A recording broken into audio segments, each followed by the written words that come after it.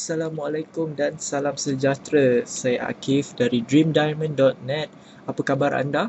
Dan pertama sekali saya ingin ucapkan ribuan terima kasih kepada anda kerana sudi menonton video ini. Okey, dalam video ini saya akan berkongsi dengan anda bagaimana untuk menaja prospek perniagaan jaringan melalui blog.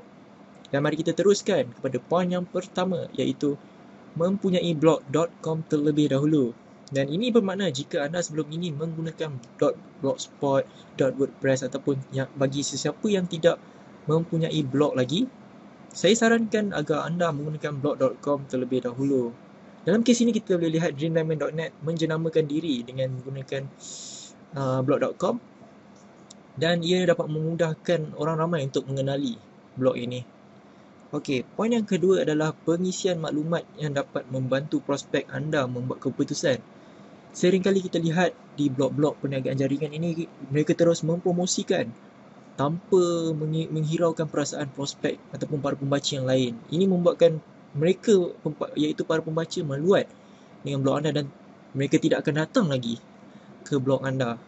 Okey, jadi apa yang boleh anda lakukan adalah menukarkan konsep blog anda sendiri, iaitu mungkin anda boleh berkongsi pengalaman anda menyertai perniagaan jaringan dari hari ke hari, bagaimana perjalanan anda, ada suka dan duka, ataupun perkongsian testimonial produk-produk yang telah anda jual kepada pembeli, dan jika sebarang perubahan yang positif berlaku, minta testimonial daripada mereka.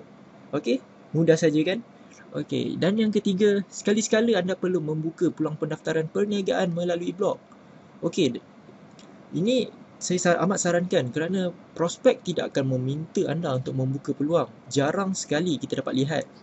Okey, jadi anda perlu membuat satu entry khas di mana anda mengajak para pembaca yang anda ada dalam blog untuk bekerjasama dengan anda, mewujudkan peluang kerjasama. InsyaAllah mereka akan menyertai anda kerana hubungan telah ada melalui poin yang kedua. Okey, poin yang keempat adalah bina senarai email ataupun autoresponder agar dapat membina hubungan dengan prospek. Okay, kita sendiri sudah tahu bahawa autoresponder ini mempunyai banyak kelebihan. Okay, jadi jika anda mampu untuk melanggan autoresponder yang mempunyai kualiti yang tinggi seperti Aweber, iContact, GetResponse dan sebagainya, maka laburkan wang anda untuk membina senarai email. Bagi yang tidak berkemampuan pula, anda boleh menggunakan autoresponder yang berbayar tapi dengan harga yang lebih murah. Contohnya seperti NoraBots, dan baru-baru ini kita ditunjukkan dengan satu lagi sebuah sistem autoresponder, iaitu TrafficWave, di mana anda boleh layari maklumat tersebut di trafficwave.net. Dan poin yang kelima, iaitu poin yang terakhir, adalah promosi. Tanpa promosi, blog anda tidak akan dikenali oleh sesiapa pun.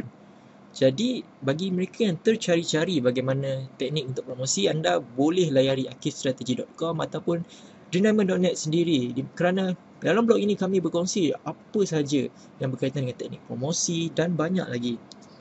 Dan perkara pertama yang saya amat sarankan untuk promosi adalah mulakan dengan orang yang terdekat dahulu, iaitu kawan-kawan.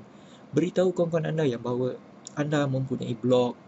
Okey, jadi itu saja daripada saya, dan peluang ini dibuka bagi anda yang berminat untuk bekerjasama dengan saya dalam perniagaan jaringan yang saya lakukan sehingga hari ini. Anda boleh layari www.dreamdiamond.net/7figure, dan dalam laman web tersebut saya menyediakan 4 video bagi menerangkan apa konsep perniagaan yang saya lakukan. Dan jika anda berminat, boleh hubungi saya terus dan insyaAllah kita akan bekerjasama bagi membangunkan perniagaan ini bersama.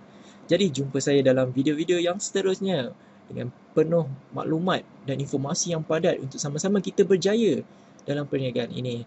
InsyaAllah, saya Akif dari dreamdiamond.net. Assalamualaikum dan salam sejahtera.